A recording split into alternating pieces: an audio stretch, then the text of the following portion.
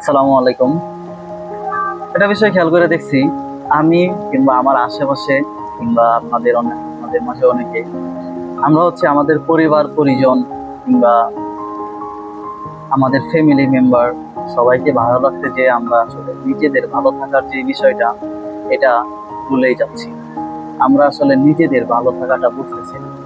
যার ফলে দেখা যাচ্ছে ছোটখাটো বিষয়ে আমরা অনেক বেশি কষ্ট পাই, অনেক বেশি স্ট্রেস অথবা ডিপ্রেশন হয়।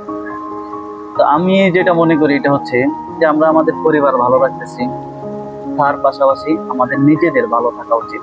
নিজেদের ভালো থাকার জন্য কিছু করা উচিত। নিজেদের ভালো থাকার জন্য যে কোনো উপায়ে, যে কোনো মূল্যে আমাদের নিজেদেরও ভালো রাখার জন্য কিছু করতে হবে।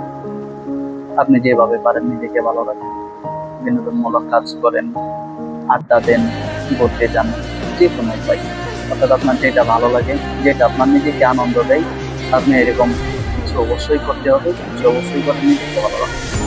আপনি নিজে ভালো না থাকলে আপনি অন্যজনকে, আপনার পরিবারকে অবশ্যই ভালো রাখতে পারবেন না কোনো মতে। ধন্যবাদ।